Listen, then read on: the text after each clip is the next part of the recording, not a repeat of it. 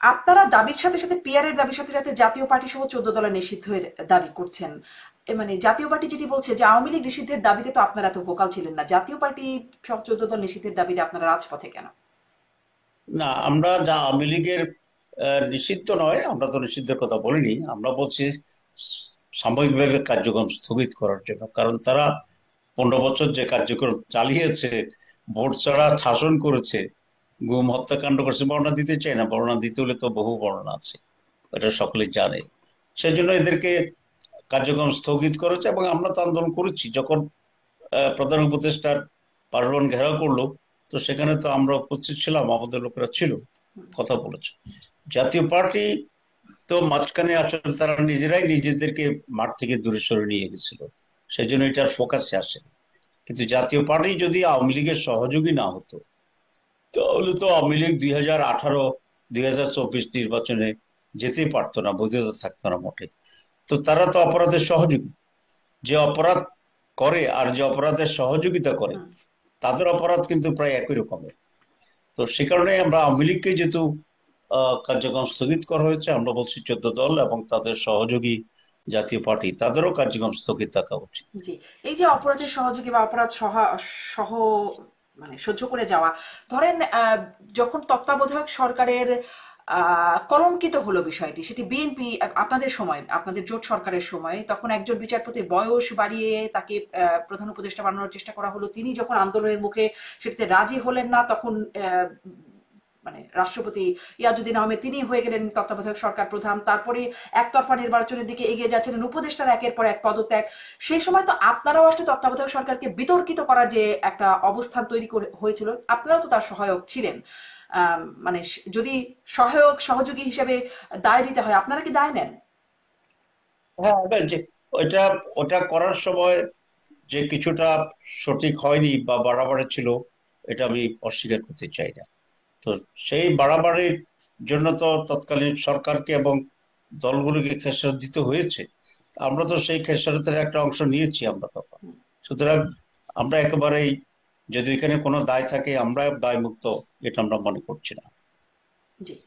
আহ, অনেক ধন্যবাদ। একটু এইটাতেও আসি যে আম, আপনারা বলছেন আপনারা আসলে ইসলামিক বা শরিয়া আইনের মাধ্যমে দেশ শাসন করতে চান।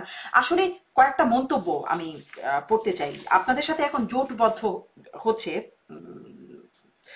সেই সংগঠন, আম, তাদের সেখানে বলছেন যে আহ, আমি বলছি চরমনায় পীরের কথা, তিনি বলছেন যে বেয়াদব, বেআমল, উশৃঙ্খল এই তিন মিলিয়ে হয় শিবির। মুফতি রেজাউল করিম আরো বলছেন যে কোন দেশে যদি কমিউনিস্ট দখল করে সেখানেও একদিন ইসলাম আসবে, কিন্তু কোন দেশ যদি জামাত দখল করে কিয়ামতের আগ পর্যন্ত কোনোদিন ইসলাম আসবে না। এটি হচ্ছে তার একটু একটু পেছনের বক্তব্য। হেফাজতের আমির, আর একটা ইসলামিক শক্তিশালী সংগঠন হেফাজতে ইসলাম, তিনি সম্প্রতি বলেছেন যে জামাতে ইসলাম ভণ্ড ইসলামী দল, সহি ইসলামী পার্টি না। জামাতের ইসলাম হলো মওদুদির ইসলাম, মওদুদির ইসলাম করলে ইমান থাকবে না। আপনারা আসলে আসলে ইমান এবং ইসলাম সুরক্ষিত থাকবে সেই নিশ্চয়তা ধর্মপ্রাণ মুসলমানরাই বা কিভাবে পাবে, যখন মানে ইসলামিক নেতারাই এরকম বলছেন, শক্তিশালী নেতারা? জি, জি। হ্যাঁ, এসব বক্তব্য তো মাঠে কিছু বিভ্রান্তি তৈরি করে। এই জন্য আমি সকলের কাছে অনুরোধ করব যে এমন কোনো কথা আহ, না বলতে পারলেই ভালো হবে। এটা মানুষ ইসলাম, ইসলামী দল, মুসলমানদের নিয়ে বিভ্রান্ত হইতে পারে, এক। 2 নম্বর কথা হচ্ছে, চরমনের পীর সাহেবরা নানা সময় কিছু কথা বলেছেন, আহ, সন্দেহ নাই, কিন্তু সেটা তো অনেক আগের কথা ছিল।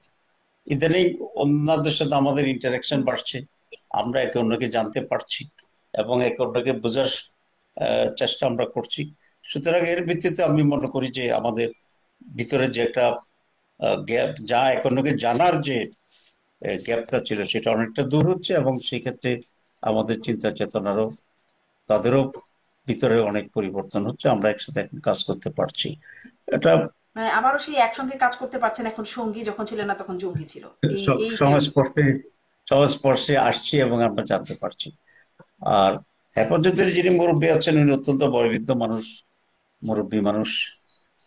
আমি আশা করি ওনারও সময়ের ব্যবধানে আমাদের সম্পর্কে যে বুঝে ঘাটতি আছে, সেটা ইনশাল্লাহ দূর হবে, আমরা আশাবাদী। আর হেফাজত কোনো রাজনৈতিক দল নয়, আপনারা জানেন। হেফাজতের সাথে অনেকগুলো দলের সংমিশ্রণ হচ্ছে একটা প্ল্যাটফর্ম, হচ্ছে হেফাজত। হেফাজতের সাথে সম্পৃক্ত অনেকগুলো ইসলামী রাজনৈতিক দল কিন্তু এখন আমাদের সাথে, আমরা একসাথে কাজ করতেছি। তো সুতরাং প্রধান হিসেবে উনি যাই বলুন না কেন, ওনার হেফাজতের সাথে সম্পৃক্ত বিভিন্ন দল আমরা এখন একসাথে কাজ করছি। আমি আশা করি প্রথম হচ্ছে উনি অনেক মুরব্বী, অনেক বয়োবৃদ্ধ মানুষ, উনি অনেক সময় অন্যের দ্বারা প্রভাবিত হয়ে যেতে পারেন। এবং আমরা এটা আশাবাদী যে উনি সময়ের ব্যবধানে উনিও জামাত সম্পর্কে সঠিক ধারণা যদি পান, আহ, ওনারও ধারণা পাল্টে যাবে, এবং সেটার একটা পরিবর্তন আমরা লক্ষ্য করবো ইনশাল্লাহ। জি, মানে আপনাদের সঙ্গে কাজ করছিলেন না বা করেন নাই তখন, সে কারণেই একদম ইসলাম ধ্বংস হয়ে যাবে, ইমান ধ্বংস হয়ে যাবে, এইরকম অভিযোগ আসবে আপনাদের কাছে? মানে আপনাদের জামাতের মধ্যে আসলে আমি যদি একটু বুঝতেই চাই, শরিয়া আইন আপনারা জারি করার কথা বলছেন, আপনারা কেমন করে আসলে শরিয়া আইনটা জারি করবেন আমাদের দেশে?